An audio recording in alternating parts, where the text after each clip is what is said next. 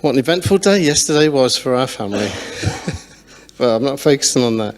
It was good. I actually learned something that, that God does have good things planned for us. And in amidst my plans, because I was like, we need to leave at this time, we need to get there this time, we need to spend this much time beforehand because there's so many things to do before the game. And the boys will love it, and it's like, no, okay, that's not going to happen. So my disappointment and my control of wanting to take control of it was like through out the window. So my stress levels were kind of going through the roof, and I was like, oh God, what? But Julie, it's like just that rock, and it was like, wow, I just need to stop. I just need to be where I am in the middle of this. And thank you for what we have. We're safe. We have you. We have food. We have hot drinks. We have each other. And we have the RAC man. So bless him. So, yes.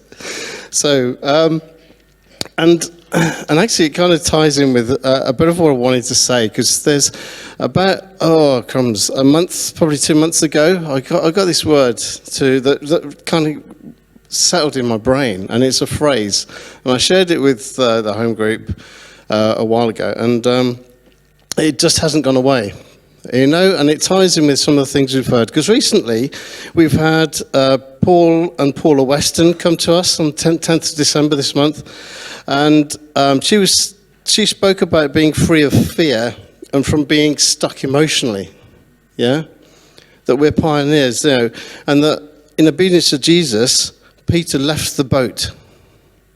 Rob brought a word to say it's time to leave the safety of the sanctuary and hit this, go out and find those that are not in the sanctuary. Yeah? It's like the D-Day, they landed, they did the fight, they got the beachhead, then it was time to progress and take back the land. And all these things, Kathy has sent us words about taking the land, and that next year, this is a year of open doors. Nigel, we're excited. I'm excited for next year, for this new year. I'm always excited for what God has done and what He's built this last year in our lives as a family together. He has amazingly brought us together. We celebrated our first anniversary as the River of Life. We're seeing people added in. Brilliant. Lord, thank you. Thank you so much. So this word that I got, it came out of a situation with one of the boys. I'm not saying which one. But he got a club, and it was a sort of dark evening, and teenage boys are like, teenagers, we need to go at this time, otherwise it's going to be late. Yeah, I just need to go and do this. I need to go and do that. Okay, where are you? I'm in the bathroom. Oh, no. We need to have left like 5 minutes ago. Come on. And that's the time that you give teenagers, before the time they need to leave. And then we were kind of really pushing it. So I said, look, we're only just going to scrape it at the moment. So we drove off on the way, and then we were behind a very cautious driver who seemed to stop at every green traffic light. That was just slow down, just in case it was going to turn red. And I was like, no, this isn't my issue. This is his issue. He's the one that's got to bear the responsibility for this. And so, long and short, we were 2 minutes late. So normally there's people gathered outside this gate, and somebody comes and lets them in, and they go into the club. Well, we got there 2 minutes late. Nobody was standing at the gate. So I drove back and said, look, there's a bell on the gate. Go and press it. No. Are you going? Yes. You need to get out of the car and go and press that. Not mine. I'll come with you. No, you can't. But you don't want to be on your own. No, I don't want a parent. Oh, right, okay. I'm thinking, what do I do? Do I physically remove this teenager, which is really difficult, from the car and take them over there? And so I was like, so I prayed one of those arrow prayers. Lord, help. What do I do here? And so, and then in a moment, a phrase just dropped into my mind. And it was this. I'm going to read it because I don't want to get it wrong. And it was this. You have to practice being brave in these smaller situations, son. Because when you face bigger situations, you'll have to be brave and do something. You will not be able to sit and do nothing. And I added, and it's cold and I need the bathroom. I don't think that motivated. That just got a grump. But I said, come on, let's practice being brave. Let's just step out. And on that, it was like, so the door opened. And as the door opened, as he put his foot out, another youngster came walking up the road who's also late. And I went, oh, thank you, Jesus. They're late too. And I just said, look, I know them. And that was enough to get them to go doing on the doorbell. And they were let in without a problem. But it was that phrase, let's practice being brave. And that's what stuck in my head. And I was thinking, I've got Bible characters I was going to talk about, but I'm not going to cut to that. It's about what stops us from being brave. This last year, has there been any time when you thought, I wish I should have said or done that? Don't live with regret. God saw it, and the fact that you thought about it, he was pleased. Heaven was cheering you on at that point. The minute you started to think, oh, I could do this, the minute you didn't do it, okay, God would have had somebody else lined up in the plan that he has for that person. There's absolutely no kind of judgment on you. There's no, oh, you got it wrong. No. Okay, you didn't do it. Let it go.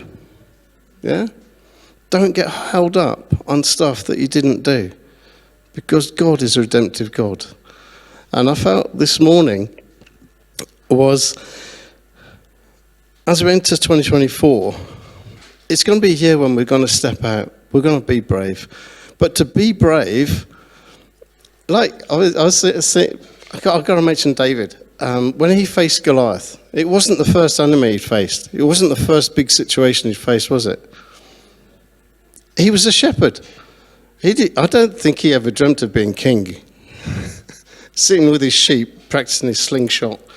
And then the words he uses when he says to King Saul to say to him, I want to go and fight this man because who is he to stand before God and his armies? Because this was the God that David knew, and David learnt to trust in those small steps of being brave, looking after sheep, being obedient to his father in looking after his sheep.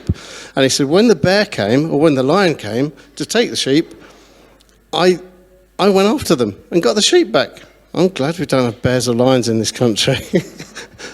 I was thinking, for me, that's a small step.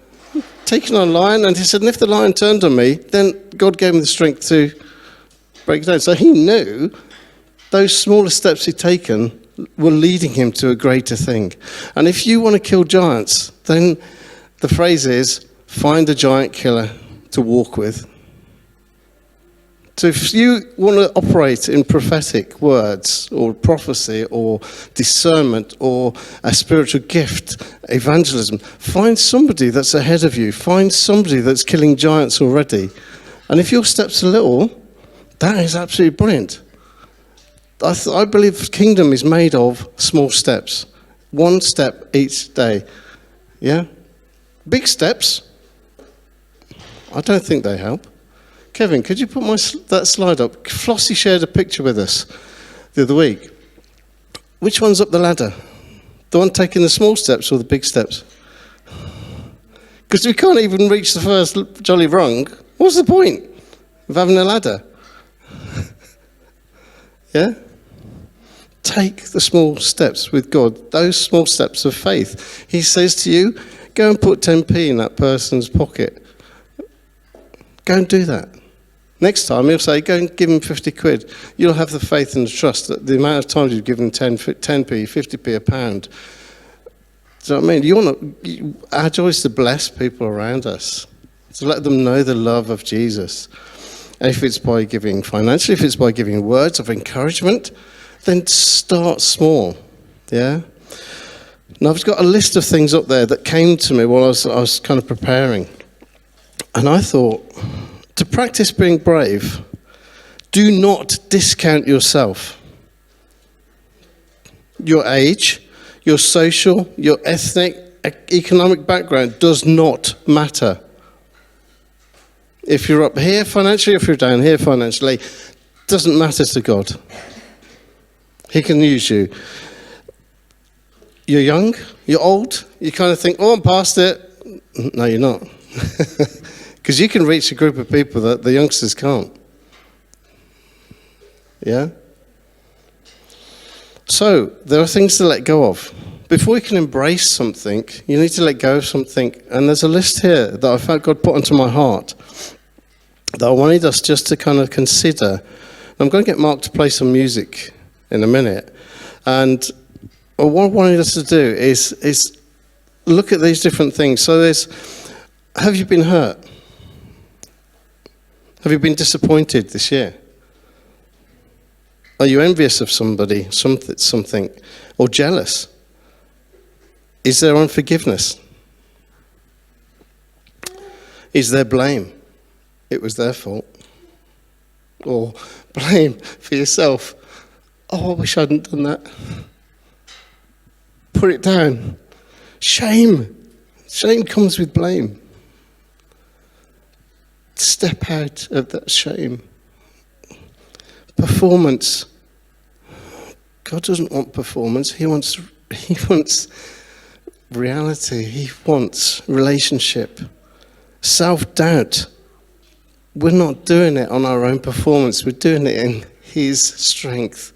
Now, the joy of the Lord is what? Our strength. When do you need the strength? In the middle of a battle, not at the end. So when do you need joy? In the middle of a battle. And sometimes I've heard people say, it's not a good time to be joyful. Is there a good time to be joyful? Not all times. But the joy of the Lord is your strength. So there is time to be joyful. It's not a denial of what's going on around you. It's not sticking your head in the sand.